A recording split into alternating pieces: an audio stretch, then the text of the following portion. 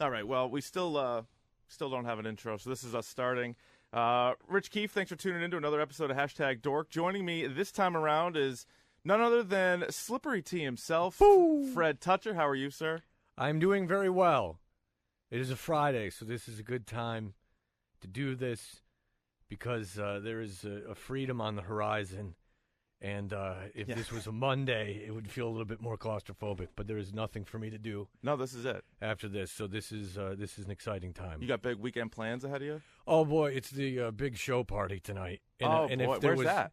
We are going to. Or is it off the grid? Maybe. Oh yeah, it's off the grid. We're going to see. This is Rich's idea that we go and we take the staff of our show and buy them dinner at a steakhouse. And then we go to the Celtics. You can see who planned this. Then we go to the Celtics game. Yeah, that would be Rich, yeah. Yeah, and then... Celtics Warriors, though, even you got to be kind of excited for this. In fairness, Rich was like, all right, this is, Draymond Green. I am excited for this, regardless. I love how Draymond Green's the headliner for the Warriors. Constantly. They have Stephen Curry. I don't care. But it's Draymond Green. No, Draymond Green, because it's one of the few correct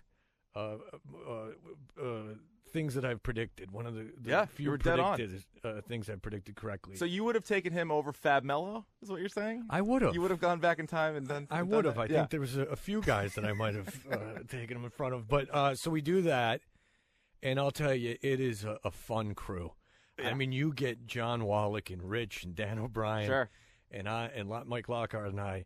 And Lookout World, I mean, you're really having some fun. Yeah. Yeah, that should be good. Yeah, and we see each other every day. Yeah. You spend more time with them probably than members of your family. I wish, but I'm home all day. But that's true. You have different hours. But and when you see everyone every day, it's really good to go out and spend more time with them.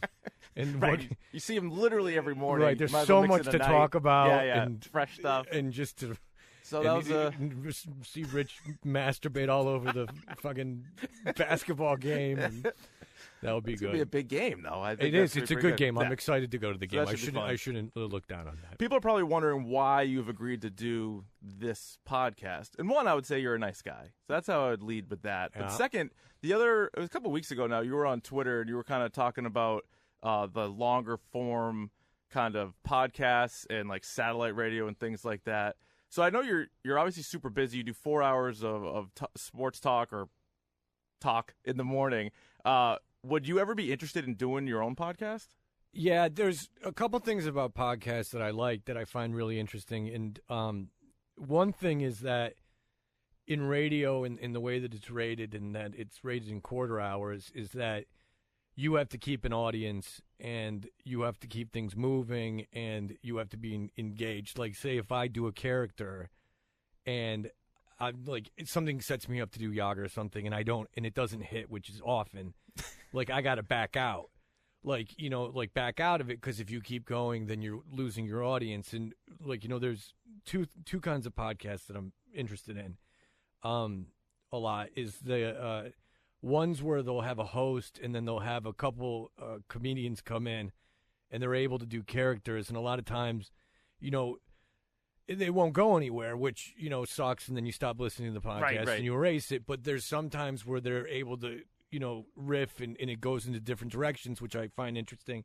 And then the long form interviews where you can get a guy in for an hour and a half. And again, the percentage rate on hitting on those is real low, but if you get a good guest and they get going on something, then I find that interesting, and that's just not something that's available, when time is precious on terrestrial radio. Well, and it's funny, too, because you say, it's a 4-hour show, but then when you throw in commercials and updates and news and everything else, like you guys are doing even less. I mean, it's certainly more than a podcast, but it's less than the 4-hour sounds.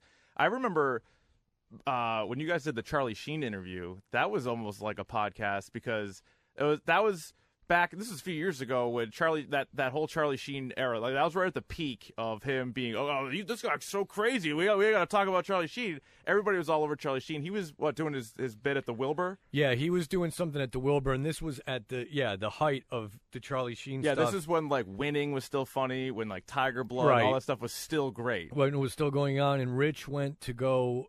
And he's like, I'm going to go try to get Charlie Sheen. And I'm like, all right, yeah, good, go. Like, what a waste of time. And it was funny because I was about to go to sleep, and I was about to take something and go to sleep. And I get a call, and it's like 11:30 at night, and Rich is like, I think I got Charlie Sheen.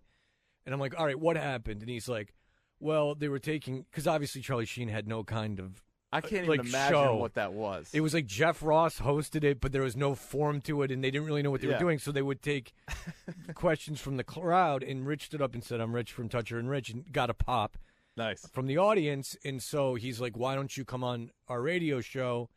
And long story short, Sheen committed to it, and Rich was, dogged him and followed him around. And to his credit, got him to come to the radio station. So in the middle of the night. Yeah, this was, what time did you guys start? Because I was working a different job at the time, and I saw on Twitter Rich say they're going to have Charlie Sheen on. So I'm like, all right. So I put up the radio, and that was late, right, that you guys started? Yeah, it was like 1:30 in the morning, and we had him on for like an hour and a half, and CBS didn't like it. Because you didn't take a commercial, did you? Or did you take no. one? No. We didn't take any commercials. You didn't take any commercials, no. Right. And you...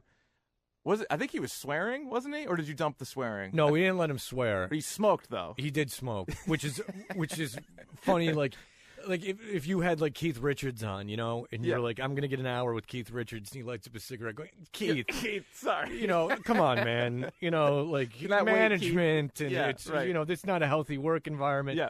So we had him on, and we still do that, from time to time. If you have a guest that's that is being compelling and is a big name.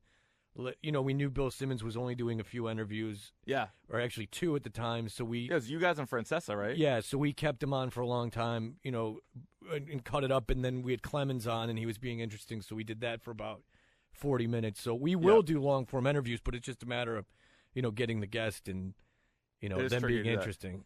No, I think, and not just to compliment you because you're coming on, but I think you're the best interviewer, certainly in the area. Like, I think you get the most out of the guests that you have on. Is that something that, did you model that after anybody, or is that just something that sort of came natural to you? Have you sort of worked on that? Because I feel like that's a skill. Like, anybody could sit down with somebody interesting, but you're not always going to get interesting answers. Or, on the flip side, you can get somebody, you might have a guest on, I'm like, who's this? And then all of a sudden, I'm like, okay, now all of a sudden that person's somewhat interesting. Like, how do you feel like you developed your interviewing skills? Well, it's funny because I get a lot of, you're the worst interviewer. It's like pretty funny that I get. Well, maybe, yeah. One thing I did learn is when I was working in Atlanta, and especially when I would interview every goddamn band, and I would, sit there and prepare, and I would have this like list of questions, and I think I've learned recently, and I think podcasts actually helped sort of with this, is that there is such a thing as over-preparation. Like, if you go in with an idea, it's okay not to know everything about someone. Like, it's okay for them to tell you their story. Yep. Like, if you're having a conversation with someone, you don't go, well, and then 2003 you did da-da-da-da-da. Like, and then, I know, I'll finish the sentence for you. And then, and dig deep. Because if you're in the car or you're listening, you don't know, you didn't do research on this guy. Exactly. Like, so you're finding it all out for the same thing. And it was like with the Simmons thing, the way that we didn't talk about it beforehand, but the way that it wanted to go is I wanted to go like, all right, you don't know who Bill Simmons is. Like, you're kind of aware who he is because, just to assume you don't know him, and then you can get into stories about how he was rejected by the Boston media and that, right. In how, because it's like everyone's fantasies that everyone tells you to go screw, and then you end up with a better gig, and you end up, being able to. It's the American dream. It is the American. It's to be able to say, flick off everyone and go, I'm worth 10 times the amount you are, and you wouldn't let us in. So, and just trying to have a conversation with someone, and you can kind of read how it's going. And one thing I would not do is that I used to do is just immediately go into an attack mode. Go in and immediately start trying to create fabricated tension, controversy. Yeah, try to get it going because that can happen on its own, and if it's really failing, just hang up. Now, you've also are well known for hanging up on guests. Now, is that something that the day before you're going to have so and so on? That's sort of the spur of the moment. I swear to God, I've never thought of it that way. The Patino hang up was, I honestly was like, what are we going to talk to this guy about?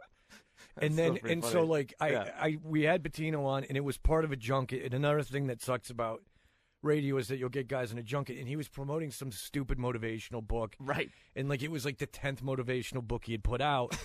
So super motivating. Yeah, right. Here's how to write a bunch of bullshit motivational books was the title of it. Yeah. And so, like, so I'm looked at it, and I'm like, oh, God, what are we going to talk to him about? And I'm like, who cares about, the Celtics thing was so long ago, and who gives a shit about Louisville basketball? So I went to Dan, our producer, and I'm like, just screw it. This is the only time I've ever done this, is that I'm like, screw it, I'm just going to hang up on him. So have the music for the stack ready, because when I hang up on him, I'm just going to have that go on. But the other things that I've hung up on are just, like, we had Bill Walton on. Yeah, that one I think you sort of put on everybody's Celtics fan hat at that point, because I think everybody listening to that was like, good. Like, that I think was great. Well, but it just shows, like, these guys are all plugging something. Right. So they're aware of what's going on, and there's an attitude by some of these people that they're doing you a favor, and it's like, jackass, you're making money. Yeah. I'm doing this. I'm not, going, hey, go buy a Hyundai before this because, it's just something that I believe in my soul. This is something that, you're promoting. I'll tell you, you're moving some socks, because the other night I heard that. And I said, you know what? I have crap socks. I need to get myself some good socks. Why would you wear golf shoes, and why does this have to stop at the shoes? It makes no sense. I mean, you would wear, the socks have to go with that as well. Yes. Yeah. And so, so he was acting like an ass. And then I've hung up on Walton twice, and another one was in Atlanta. And I didn't know that. That's good. And he comes on and say, like, SpaghettiOs was the sponsor. Sure. Like, yes, SpaghettiOs, and I'm joined by the head of marketing for SpaghettiOs, and the guy starts talking, like, oh. And I'm like, this is really happening? That's bad. Like, you're shoving an ad within an ad within an ad, and so I hung up on there. But I've only hung up on, like, under 10 people. Theo Fleury was another one, which was still my favorite to this day. Well, that was not planned, but that was another thing of I read Theo Fleury's book. I read it. Right. I wanted to, but I read it. Yeah. But it was funny because you'll get an advance copy like 2 days before the interview. Yeah. But he canceled on us so many times that I had an opportunity to read the whole book before the interview. And like, he was coming on, and it was another instance of, I didn't think of it beforehand. But it was a great setup, too, because for the weeks leading up to it, you're like, we're going to have Theo Fleury on today. And then he wouldn't call in. Yeah. And Rich would be like, I think we need to give it up. Like, I think we're done with this. And you're like, no, we're going to get Theo Fleury. So you were adamant that you're going to get Theo Fleury. Everybody's like, leave it alone. And you're like, no, we're getting Theo Fleury. And then the day comes where you got him. Yeah, and then we got him. And then it was another thing I realized, well, now we've been Theo Fleury, for God's sakes. Like, yeah, right. Like, what are we going to talk about now that we've built this thing up for, built this thing up for a month? So that was a non-aggressive hang-up. That was just kind of leaving it there between Theo and I. You got a good cackle out of Wallach that day, I remember. Wallach kind of crapped all over the Patino thing, too. Like, his reaction of just, like, I had creative cold fusion was a little over the top. It came out a little strong. Yeah, a little strong there. I mean, I could see it would be surprising to the people in studio, but he just really enjoyed that. Really took it over there. He really did. The other thing, obviously, you do a ton of impressions, and Yager, I enjoy the Eddie Money is good. Jim Rome, obviously. Khloe Kardashian was one that he did for a while. It sounded a lot like Larry Flint, Kissel from Turkey Yeah, Boys. that's you're calling these impressions, which is very kind of you. Well, yeah, they don't sound anything except for Rome. They don't sound anything at all like the person. Merriweather's in the ballpark. Oh yeah, Merriweather's in the ballpark. Yeah, people compare him to the effeminate guy on Family Guy, though. That they're saying I'm that's true. And maybe subconsciously I am. There could be some of that to it. But is this one where? And not specific people that you do, but is it just come out on the air for the first time, or some of these ones that you've done sort of off there, just messing around with friends or whatever, and then you bring it to the air, or how much is each, you think? Well, the only one that was my whole life I've been doing is Yager, is with my friends, and I have a friend that I will talk to from high school. We were best men in each other's weddings, and I'll do. There was a GQ article that came out when I was in high school, and it was Yager, and at the time it was Czechoslovakia, and he's with this model who's wearing his sweater with no pants on. Nice. And he's got his arm around her, and he's in front of this, like, stone house, and he's got overalls on with no shirt on under it, and one of the overall thing is unbuckled, and it's like all about like he's like, I'm going to leave Pittsburgh. I don't even care. These girls, they're not good looking. I go to Florida. This sun and fun. And, you know, he's like 19 years, 20 years. What is he? He's 3 years older than me. So, yeah, he's like, at the time, like 19 years old. He's got hair down to his and he's shoulders. Just talking like, you know, Steve Martin and Dan Aykroyd in the Brothers bit that they did on Saturday Night Live, you know. And so it was just so, and he's like, America. And he says in the article, he goes like, the mullet. He doesn't say the mullet. He's like, but the long hair, it means freedom. It means America. And he's like, okay. And he's like, and driving around in his Trans Am, like all this is true. And he's like, yeah, you know, sometimes I cruise Pittsburgh and everyone knows the Yaga. And I say hello. And so he was this guy. And so so when Yager came here, I was just overjoyed. What a day that was. Yeah. And at least people sort of like that because I would never have stopped, even if it was hated. That would have never stopped. So it was sad such to see a joy. him go then, you know, because that was sort of a. Yeah, I am sad to see him go, and because it was the one time I've made a fake Twitter account, and my friend and I never talked more than we did with the fake Twitter account. Like it would just be. Like 2 o'clock in the morning, I'd wake up, you know, in the morning, and there would be 2 o'clock in the morning. My friend would be all drunk, sending all these like Yager texts, like you know, all these possible tweets, and and I'm like, if I tweeted these out and people found out it was me, I'd be fired in 5 seconds. Like, you think I can get away with a lot more than I can get away with? That's pretty good though. And the other amazing thing about Yager, he just scored another goal last night. I think he's 4th all time in goals, and he was like legitimately good at NHL 94 and 95 for Sega. Like he was an amazing player then. And now he's still playing. And it's out of control. It's a kind thing because anytime you can say someone's older than me, there's like legitimately like 5 athletes that are older than me. That was a hard thing for me to get used to. I'm 31 now, and so like LeBron James is a year younger than me. Yeah, like that was a hard reality pill to swallow when you saw like his high school games were on. I'm in college, and like this guy, and you're like, God damn it.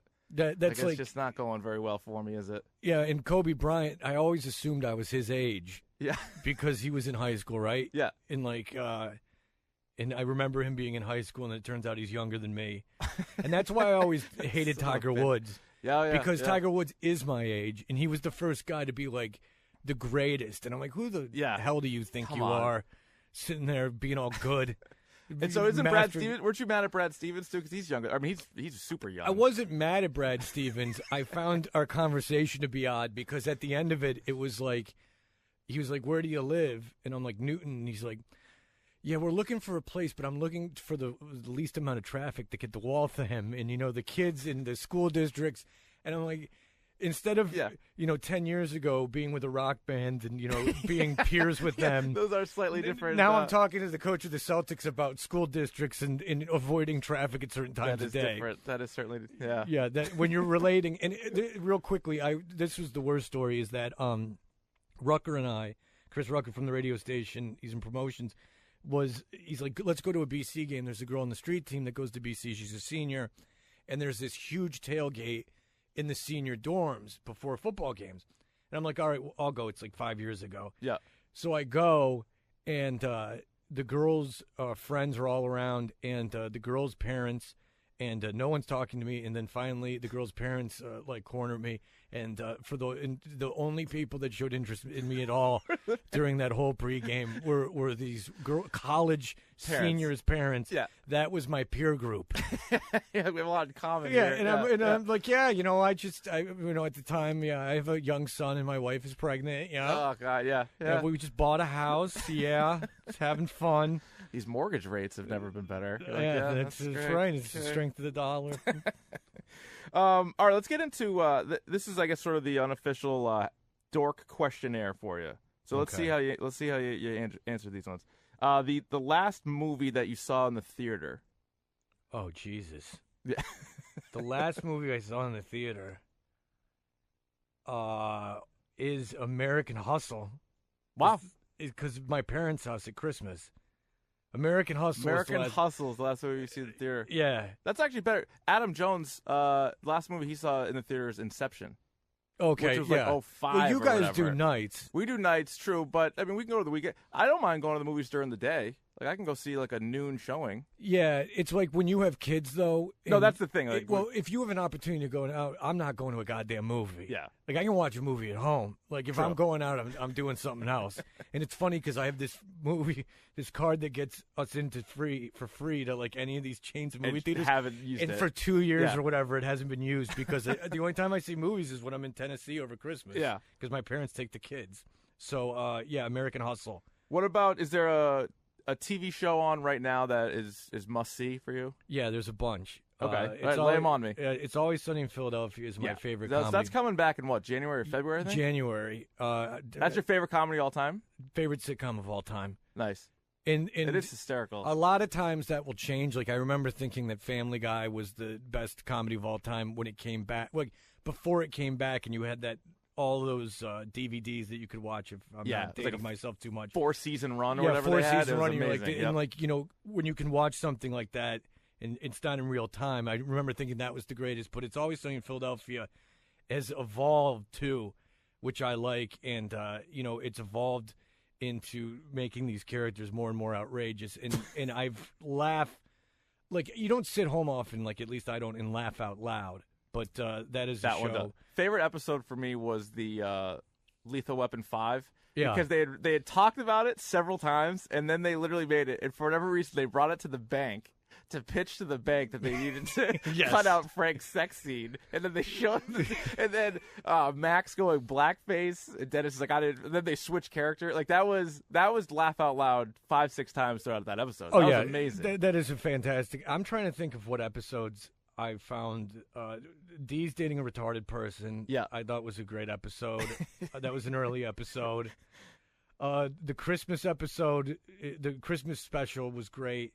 Yes. Oh, what is my favorite episode? Oh, I know. It's the one where Dennis convinces they find the wallet at the bar, and he convinces everyone to go to the Phillies game, and, and he goes, you got to get into it. In the scene, here's why this show rules. Because, you know, the people talk, and I love Seinfeld, and they talk about the jerking off episode and about, you know, master of your domain and, like, the subtlety of it. When Dennis goes down with Mac, and the kid comes out with no shirt on, and he goes, oh, I wasn't expecting two of you. I think I could handle it, but my back, I'll be a little sore the next day. And then Dennis is like, you got to get into it. He goes, no. He goes, you don't understand. He goes, no, you're talking about having sex with this little Asian boy. No, I understand what's going on. Just fine. Yeah. And then Mac leaves, and when Dennis is pulling off his pants, and the kid's got his golf bag with him. All right, it's going to take me a second to get back into place. Yeah, that might be my favorite episode of television of all time. That is amazing. They've had a lot of good ones. The anything with what's Roddy Piper's name when he was on there? Oh, when he's got the chestnuts. He's got they had the wrestling match with him, and then he's doing the pyramid scheme. Yeah. Like, it's not a pyramid scheme, Frank. He's like, turn it upside down. Like, oh, son of a bitch. The Halloween episode was hysterical. Remember, like, who got D pregnant? Yeah. That was what. Like, it was Dennis. Dennis, it was Dennis who's the father. And then they just, in the memories, Dee's just a bird. Yeah, right. He's like, it's like that's amazing. Yeah, that is a great show. A show that that just ended its season last night was You're the Worst on FX. I think is a great show. I haven't seen. I've seen the previews for that. So that gets really good reviews. People like that. Yeah, it's another one of a show where you didn't think it could last because the characters really are. You can't. There's no redeemable qualities. The worst, as it turns out. Like, is it just those two predominantly in the whole show, or they're like no? There's a surrounding world around them. Okay. There's two other ancillary characters, but they're in a lot, and then there's this whole world revolving around them, and just the blatant drug abuse and alcohol abuse, and it's one of those shows that you feel a little bit better about yourself, like you know you're in that sweet spot, and then people make fun of me for this. And they make fun of me for this all the time, and I'll stand by this. I think I know where this is going. You know where this is going. Yeah. It's going into a delightful territory. It is. Is that I am home at a very odd hour. Like, the commercials that are on are for Les Cordon Bleu. They are for truck driving schools. They're sure. The night guy at EEI telling me about getting into HVAC territory. Maybe like a tech school. It's people Something basically like that they're trying to persuade you to go into an education that would get you a job that pays about $15,000 a year. Well, pick a trade is what they're saying. Well, I don't you even need to pick a trade. You're obviously sitting home at this time. Maybe you need to get off the couch and pick a trade. Yeah, but I think that if you're 45 years old and jumping into the culinary industry, that it might take you a while. Late. Yeah, you might take you a while to work your way up there to Anthony Bourdain territory. I think it's a lot of years of being a line cook in front of you, man. That's true. Yeah. So the new girl, yes. and I hate Zooey Deschanel. I hate her. Interesting, because we actually got Sean sent me a tweet because he knew you were going to be on. He said, "Is Fred's obsession with New Girl because of a secret crush on Zooey Deschanel?" No, but you're saying absolutely the opposite. No, in fact, I mean, I would have sex with her, but I don't. Yeah. She's not someone I would masturbate to. But she was in which is really a line with celebrity. There's the line. I never thought of it that way, but yeah, there's the line. Because you basically have sex with anyone that's on TV, short of the girl on Last Man Standing. I don't think I would. But Last Man on Earth. No, Last Man on Earth. Oh yeah, she no. Yeah, that from Bob's Burgers. That one. Yeah. Yeah, that's right. But I watched Elf for the first time ever this week because I'm watching them with my kids. These Christmas movies, and you'd be surprised how that aren't sequels, like how few there are.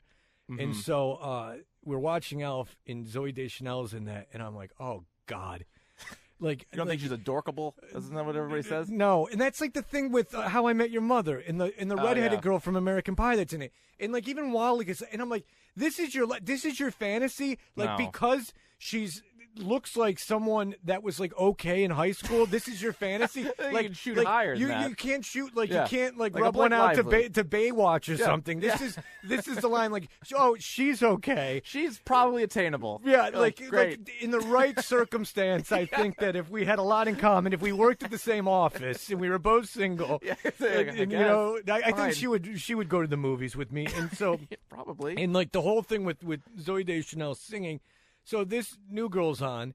Yep. It's on TBS now. It's in syndication. And so I go and I go to watch it, and I'm like, oh, she sucks. But obviously the people that were behind it were very smart because they surrounded her with three people that just told her that she was awful the entire time, and they're a delight. Yeah, so the supporting cast is what makes that show. There's a Schmidt fella that should win an Emmy every year.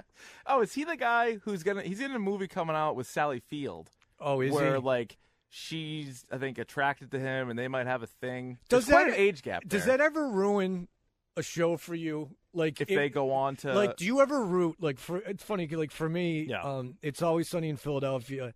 Like, when Charlie Day started breaking out, like, I get a little pissed off. Like, when he was in the science fiction, I saw this in the theater. I don't even know if this came out of American Hustle, so I might have to change my answer. Yeah.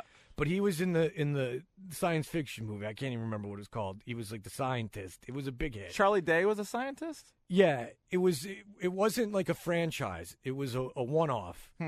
I'm sure they're making another one, but Charlie Day, and then he hosted Saturday Night Live promoting it. Well, the Horrible Bosses, he did both of those. Yeah, there was a second one. There's two of those. Yeah, there was that was. They needed it because comedy sequels, as you know, are usually always great. Yeah, and when Jason Sudeikis is the star, I'm saying, you know what? Give me the straight man and all the sketches on Saturday Night Live, and let him carry me along, pave the way. Because give me Bateman, who I like, and Sudeikis, because they're the same exact role in movies, and then have Charlie Day play a tamer version of his character from Sunny. So there's something about when there's these ensemble casts, because I think it's better, and I think that there's a lot of examples of this. So you liked how David Schwimmer did no other roles from Friends, and you were like, hey, Courtney Cox, quit doing the screen movies. I thought that was an appalling show, and the person that did it was a showrunner, is also responsible for Scrubs, which was no surprise to me because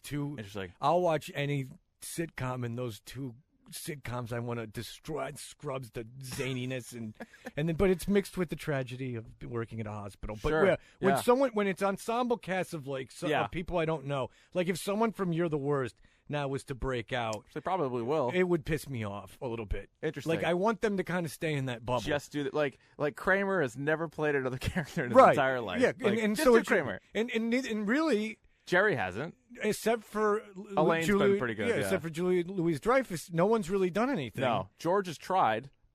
right? Yeah, George is giving it the old college try. Have you seen Pretty Woman? Yes. Recently? Well, not super recently, but post Seinfeld, and it's bizarre. When he tries to rape Julia Roberts. Yeah, it's not talked about enough. No, it's. I feel like, especially in this climate, that should be maybe an example that they sort of show you, and like this is a guy to stay away from, that kind of thing. Right, but then you go, but that was pre-Seinfeld, right? Yeah, well, probably, or right in the early days. Because here's Costanza, and then there's this polar opposite, right, of Costanza, like a wannabe rapist. Yeah, that was on the air the other day. I found that. And they edit that out, or they leave that? No, they leave it in, and it wasn't very satisfying because all he did was get a punch in the nose from Richard Gere and sends him on his way. Yeah, he's like, don't do that. Like, you've just attempted to rape my girlfriend. I would imagine there would be some more consequences than just an old punch to the nose. He's like, come on, get out of here. Yeah, get out, scram, you. Did you get out of here? Yeah, he's like, I lost my head for a second. Yeah, I apologize.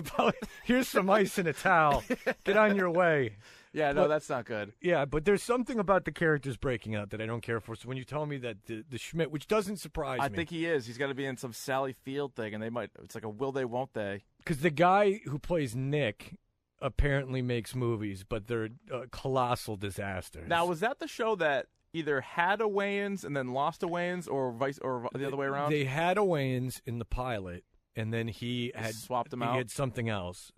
So they brought in a he had another show that centered around a girl that got canceled. Yeah, and then they brought in another black guy, and nobody noticed. And then yes, no one noticed. Who by the way, it almost seems like they had this contractual obligation to keep the Wayans guy because the three of them had this wonderful chemistry along with Zooey Deschanel.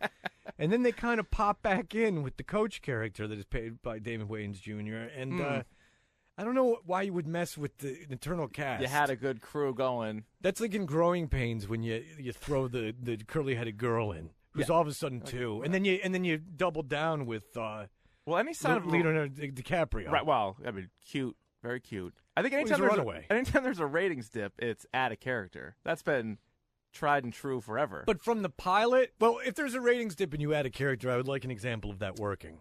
Oh, I don't think it works. I think once the ship is starting to sink, rarely do shows really turn around. Like Fresh Prince of Bel-Air, things were. I mean, besides the Aunt Viv switch, I'm not talking about that. I'm talking about all of a sudden, Viv and Phil have a kid, and now I didn't even know that they added a kid. So now Carlton had like a little brother, and Will had a little cousin, I guess. Yeah, so that was a poor choice. There was an episode of that show where Ben Vereen plays Will Smith's dad, and there's this emotional moment between Will Smith and his uncle, and that was one of the teary kind of episodes. And I couldn't stop laughing, and I said, "That's it for the Fresh Prince of Bel-Air for me." Man, why don't he love me, Phil? Uncle Phil, you don't know. It's not your fault. And it's not your fault. Shut up! Don't do it! It's not your fault. Don't do it, man! Will, it's not your fault.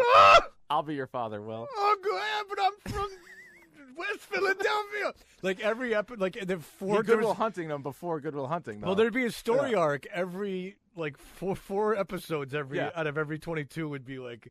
He reconnects with his mom, and he's going to move back to West Philadelphia. Go ahead. And at a certain point, wouldn't you just be like, yeah, you're okay, you're 18, dude. Do Get whatever the you hell want. Out of here. Get your own place. Live wherever you want. People do move, Will. It's a nice house, though. Let's be honest. Well, but people do leave the exact house they grew up. He did. He left, and he moved to the pool house, yes, which was quite big. And then Carlton moved in, and geez. And the misadventures with the women, and they still were under Phil's rules, I'll tell you that much. What about this question? What is in your mind, the most overrated comedy film? Ooh, overrated comedy film. Okay. Oh, that is a good question because there's many. There really is. Okay, let me think. Overrated comedy films that people insist upon. Like they're like, this is one of the best comedies ever. And you're like, it's not even that funny. Oh, boy. Or it could even be decent, but just not nearly as good as people say that it is. Oh, I say it on the air all the time. I talk about it. It seems like I dislike everything. Well, let's run down. Well, here's my quick thought on it. I think that ahead. the movies of like the 70s and the 80s don't necessarily translate as well. So like the generation that saw them at first might love, say, Caddyshack. And I'm not saying Caddyshack's bad. I'll tell you about Caddyshack. That's a good example. We can run through some of these while I think of my answer because comedy film is very difficult. That Caddyshack, Bill Murray is not funny in Caddyshack. Yeah, you can't even understand him. No, he's not funny at all, and I don't understand. They're like, he just popped in for a day, and it's like, wow, that was improvised. What a brilliant he guy. Didn't have lines. Wait, he hit the flowers with a club. That is crazy. He chased a gopher. We got it. And the story with the kid isn't overly appealing, even though his nemesis is funny looking and rolls up cigarettes in his sleeve, which is very 1980s. That's solid. But Rodney Dangerfield and Ted Knight, I think, saved that film a little bit. Yeah, no, I'm not saying it's bad, but it's just everyone will be like, that's one of the 5 best comedies ever, and I'm like, I don't know, I laugh more at Step Brothers or Anchorman or Old School. Like to me, they're funnier, but I don't know if that's just a generational thing. Well, Anchorman, I think, is the best comedy of all time. Oh, really? The best movie comedy of all time. I do like Old School. I do like Step Brothers. I liked Hangover. I'm just going through hit comedies. I thought Horrible Bosses was not that funny. No, that's not in the same class. But that's not in the same class. Like iconic comedies. Like Dumb and Dumber, Ace Ventura. Would you put those up there? I like both those films. Yeah. Oh, boy, this is boring to me. I can't. I'm someone who dislikes everything. Where do you stand on Animal House? I like it. See, I really like. I like Animal House more than Caddyshack. So to me, it's not just strictly the older movies I don't like. Like I think that's funny. Like that's still funny. I can watch that today and laugh. See, I like the Blues Brothers, but I think a lot of that might be that I was obsessed with when I was a kid. In 5th grade, my friend Alex Cho and I used to dress up as the Blues Brothers on Fridays, and it's one of those things on Fridays. It's one of those things you just want to look back on and slit your wrist. Blues Brothers Fridays. Oh boy! That's and nice. like with the T-shirt with the tie on it. So you'd go shades in class? Oh, I mean, we weren't, we weren't gangsters. I mean, we couldn't just do that. But we'd pop on one of our father's hats, and that's nice. And wear the blazer. Would you sing like a number, like at lunch? Would we sing a tune? Yeah. I'm sure that we put on the soundtrack and tried to imitate Maybe just the had dances. some of the moves. Yeah, some of the dances. Oh yeah, I'm sure that I probably blocked that out. Can you harmonica? I did have a harmonica, yeah. And since I was the taller and more slender of the two of us, I was the Elwood character. Yeah, sure. And I believe that I did take my father's briefcase in from time to time. So there was that. It's like, what the hell's my briefcase? It's one of those things that... It's like, it's Friday, so Fred has it. Yeah, it's Friday, so Freddie took it to work. He's got it.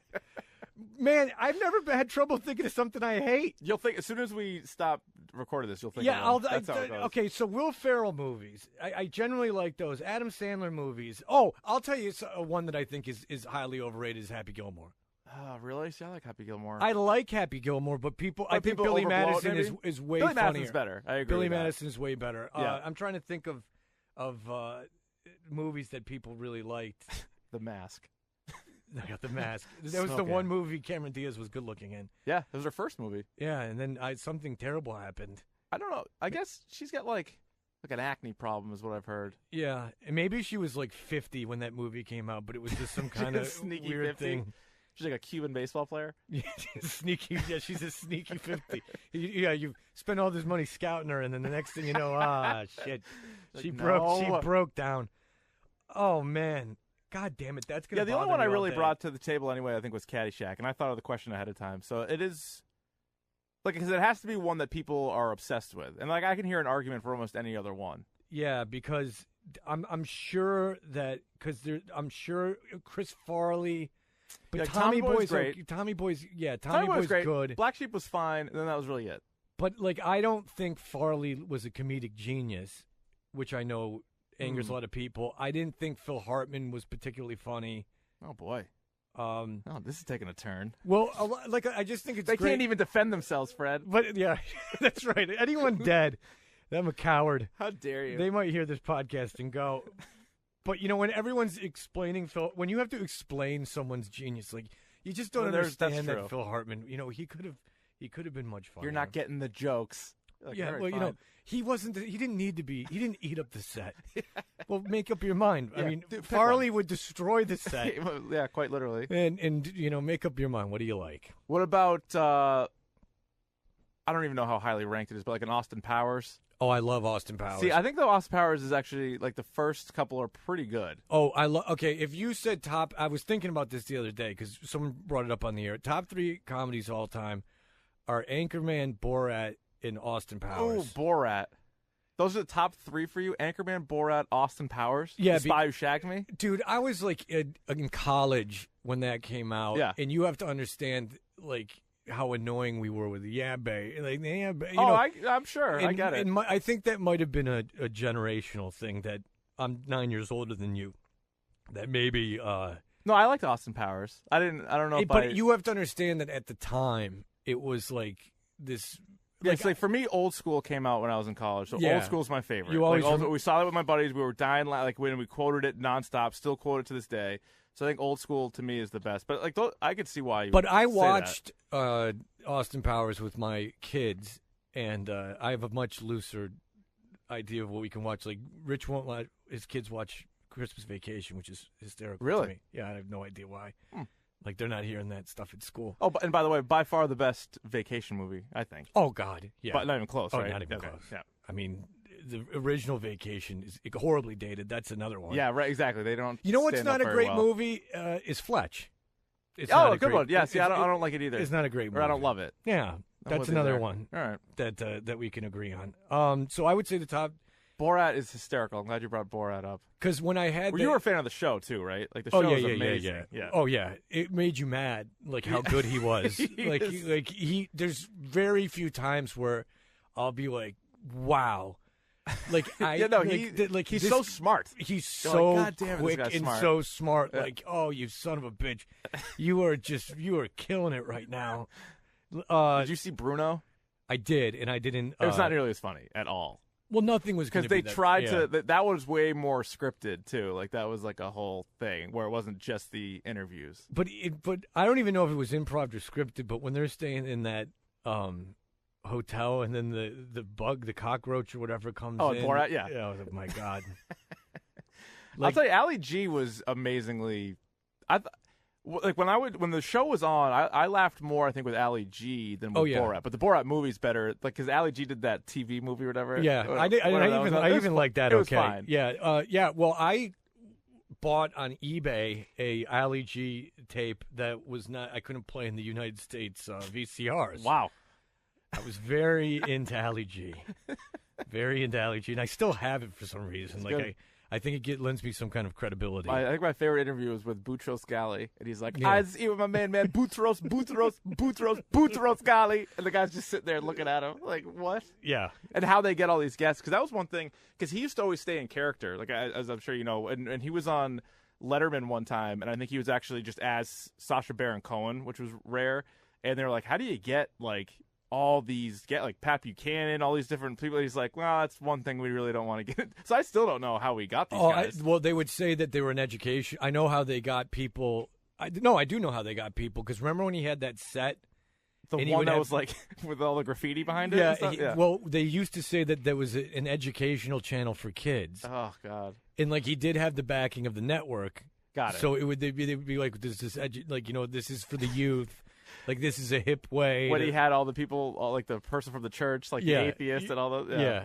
So, but even when because he would go to, like, not the White House, but he would go to, like, the Capitol. He would go to, like, all these places. He had a tour of the United Nations, I think, at one point. It's amazing, like, because you can kind of do the same thing by going CBS Radio. Like, if you're under the umbrella of, like, an actual, behemoth company. Yes. You get access to a lot of things.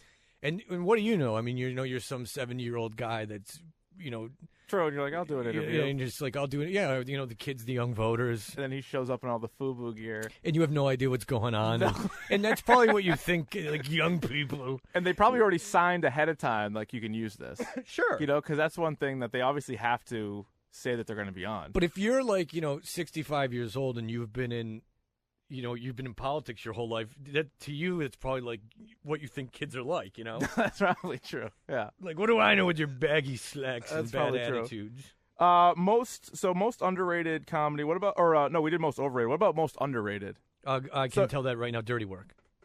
Nice. The Norm Macdonald vehicle, Dirty Work. Great show. Artie Lang was amazing. Oh, were you supposed to have Artie Lang on the other day? We were. Artie Lang is we have Artie Lang on all the time. Yeah. Because I saw Rich tweeted that, hey, these are the guys going to be on the show, and they were all good, but the one that really perked my interest was Artie Lang, and then I don't think that he came on. No, he flaked, and then we could have had him on late in the show today, but it was a Friday at 9:40, and the last thing I wanted to do was wait for Artie Lang to call. Because that's one of those that, he calls in late, and then you're like, oh, Jesus. No. So he's got a podcast going. He just started a podcast, but his is actually you have to pay for. Yeah. So some of them are doing that now. Is it any good? I have not heard any of it because I don't pay for it. Because I think that the venue for him was. Did you know he was an elf? Yes, he was the Santa. Yeah, I didn't know that. Yeah. But the venue, I think Stern was perfect for him because he could pop in and pop out. You know, he could just do those. You know, talking about his life is when he was the funniest. I'm not positive if I would want to hear him for 2 hours at a time. Right. No, and he, I don't know, and because you have to pay for it monthly, and I don't know if he's the guy you necessarily want to be throwing your money at. Yeah, and why am I going hoping to get a thing every week? Like where all these other podcasts, all of them, I feel like are free. Yeah. Well, I mean, I know for Cumias you got to pay. Yeah. And it's like there's some visual element to it, but I mean, yeah, you're right. If it's saturated with free stuff, I don't know why you could have something that you would have to pay. My most underrated comedy would be MacGruber. I don't know if you've seen MacGruber. I have seen MacGruber. That's amazing, right? The scene where he's what is he doing? He's having sex with with Kristen Wiig. Yeah, I'm gonna spill it. I'm gonna spill it. Yeah. It's absolutely I thought amazing. MacGruber was very funny. So we're just about out of time, and thanks for coming on again, Fred. I did want to talk to you about Saved by the Bell. We might have to just couch It's fine. that. I can go into Saved by the Bell. If you want to go quick, let's go quick on Saved by the Bell. We can linger. I know you're a fan of the program, as was I, as was everybody.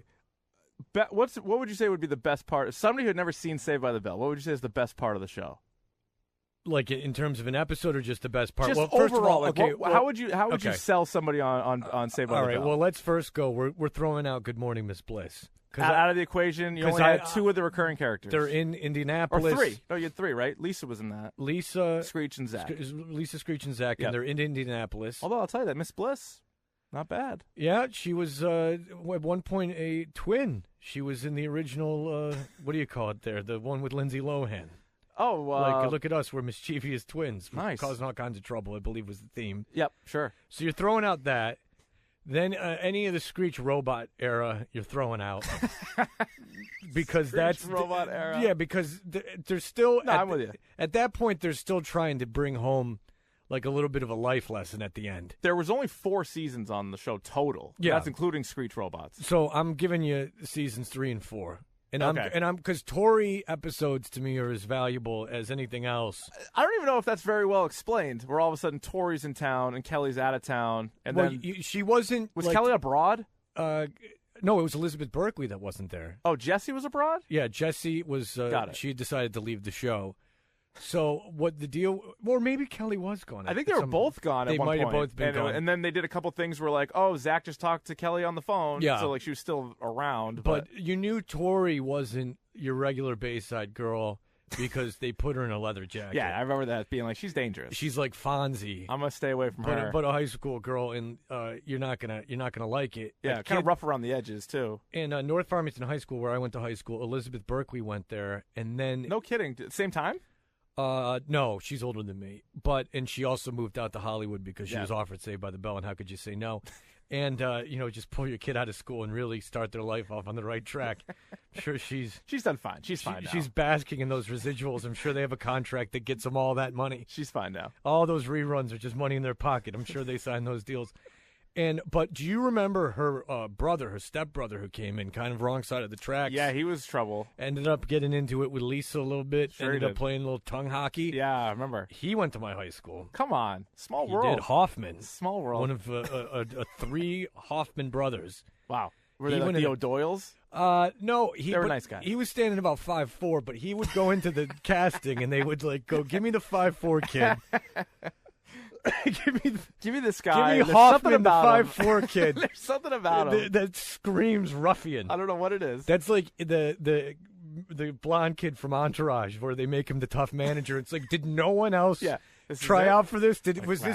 Was this the only guy? Let's find like the weakest human being on the planet, a blonde-haired, blue-eyed, it's tiny lazy weakling. It's lazy, and make him the tough New York street smart manager. Yeah, it's lazy. Well, it is lazy. And so, if I had to encapsulate Saved by the Bell, I think I would break it down into one episode, and that is when they're doing Snow White, because there's so much happening in that episode. Is that we're breaking barriers because there's an interracial romance that absolutely is left behind. There's no plot line that follows that in the least. None. But there's always that Zach and Kelly thing. Will they, won't they? Will they, won't they? And then so you're I hope thinking, that they would. Well, they eventually do. Yeah, and, I saw the wedding. Well, it's like the UK office. It's like, oh, could they just come back and do it? And finally, they do get married. Mm-hmm. And what a decision that is at 20. So, like, wow, this is great. You've just ruined your lives. It's like you're like hill people. That's a life lesson. Yeah, let's just tie it all up here. But you had the storyline that was sort of obvious was the two attractive people. Yeah. Obviously, we're going to connect. And sure, there was, a muscle man that was in between the two of them. But at the end of the day, you have the brains and the looks with Zach and the classic good looks. Mm. But in that episode, they took – so if I'm in high school and they're like, we're going to do Shakespeare, you're like, oh, man, like I don't understand this. It's all weird and words and then I don't understand it. And then the teacher goes, wait a second.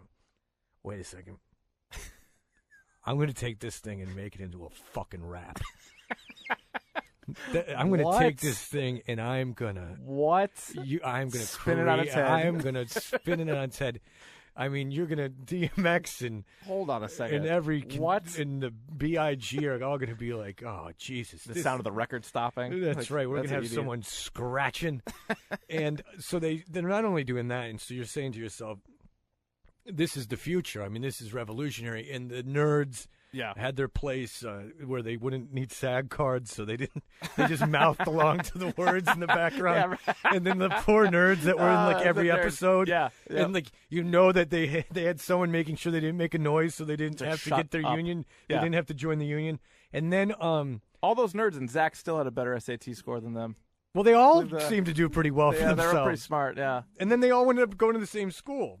Which is weird. Yeah, Zach got into like Yale, but he said, "I don't want to leave. No, I don't want to go that far away." To Yale, so I'm going to go with Bob Golick. Run down the hall from Bob Golick. Yeah, and Bob Golick, that was good casting too. Let's just get a completely unrelatable non-actor.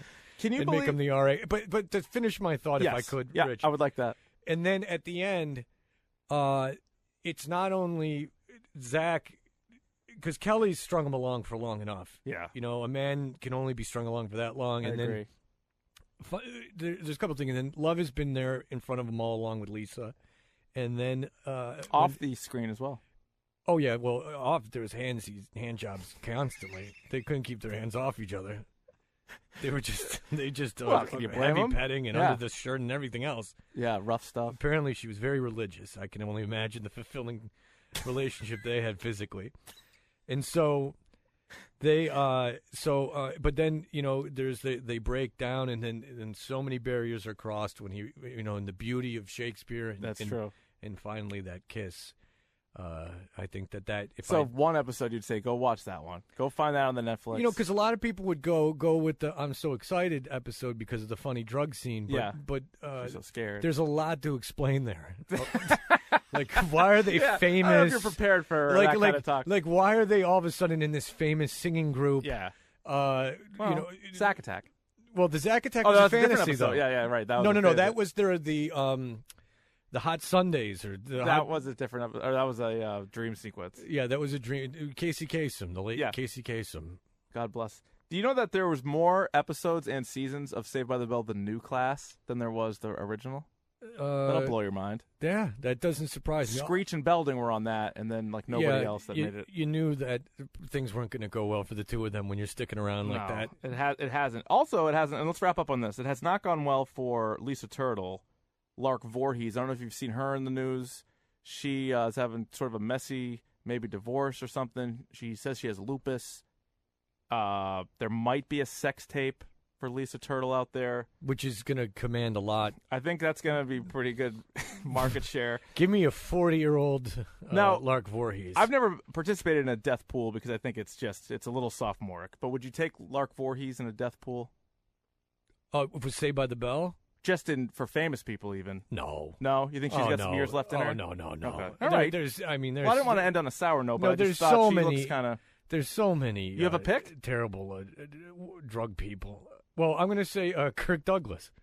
I don't know how many points you get for that. Isn't he like 97? No, he's 99. I'll go Kirk Douglas. Kirk Douglas. I'll say Kirk Douglas doesn't seem like he'll be with us long. No, that's a good one. I had Rob Kardashian for a while. Yeah, that didn't look good. He counts as a famous person. Oh, so you can go... Well, somebody who's going to be on the scroll at one point. Okay. I think that's what death pool would be. I think Lark Voorhees is in the conversation because things aren't going well. Well, if I went Kardashian, I think Rob is protected too much. I would say the young hot one. Oh, really? Was it Kylie? Kendall? Kylie? Kylie? Because apparently she's pregnant. So you're not talking double death, are you? No. Come on. No, I'm not talking about Jesus, that. we'll edit that out. No, I'm just saying that. No, I'm saying that she's apparently, Jesus, and now Tyga. You're a monster. Now Tyga has left. Oh, yeah. I'm just saying that things aren't going well She'll for her. find somebody else. She doesn't seem to have parental guidance that you would that's expect fair. from someone that would make the right decisions. Okay. And I would hope that she would make right. the right decisions in the future. But if you want to break down the attractiveness of the women of Saved by the Bell, yes, let's do that. I would say Lisa Turtle. And then you wouldn't go Lisa first? I'd go Kelly first. Okay, I mean, I'm a traditionalist Kelly, maybe, but I'd go Kelly. Kelly on 90210 was hotter than all of them. But Valerie? She had a lot of work. Valerie had a lot of work Valerie done. Malone. Valerie got Malone, around a little bit for my taste, too, but whatever. She screwed Steve Sanders right off the bat. Right out of the jump, which is not what you want to be doing. No, and then Brandon, double-crossed him. Dylan, David, ugh. That guy Colin, or no, whatever his name was. No, it's not good. I like how you were supposed to think David Silver made a bad decision when he lost his virginity to Kari Wurr, and then there's an upset Tori Spelling with her long-ass face and no You're tits. Like, I think he's doing all right here. Yeah, like her long-ass face and no tits, like, ah! And you're like, no, you did exactly what you should have done. You've done... That's really well done for you. You've done an excellent job. Jesse 3 or Tori 3? I guess is the question. Okay, no. Let's include Tori. I would go Tori 3. Jesse, I never understood why they casted her, and I don't understand why she was cast in Showgirls either. I guess she would do it, maybe. Not even. Showgirls? Well, that was a big budget film. Yeah. Not even blonde. Well, no. Just sort of. But she looked different than Kelly and Lisa, I guess. I don't know. But you could have literally gotten. What about Stacey Carosi? Oh well, Stacey Carosi. But she looked so good at the end of King of Queens. Yeah, no, but just on the show. But I mean, just at the end of King of Queens, how she refused to lose any of that weight from being pregnant. Scientologist, or was she was also on a spinoff of Who's the Boss? You know? Yeah. Like Little Darlings or something like that, where they played models. There's another whole show to be had of spinoffs of shows. There's been spinoffs. That's another type. So your final rankings would be Lisa, Kelly, Tori, and then the wrestling girl. Yeah, that Zach pinned Zach and smooched him. You know what also bothered me is Slater played every sport, and I feel like there's sort of a cap. Like there's a limit. You can play one fall, one winter, one spring. He wrestled, played basketball, played football. I think he played soccer at one point. It was a little track, a little much. The best was Zach did track and played basketball. And if I was going to show someone a second episode, maybe where Zach discovered he's Native American, and then he decides to run because the blonde hair and blue eyes gave it away. Yeah, that's true. So give this kid a DNA test. That's true. And then he realized, hey, I can run like the wind. For some reason, the two of those things are somehow related. True.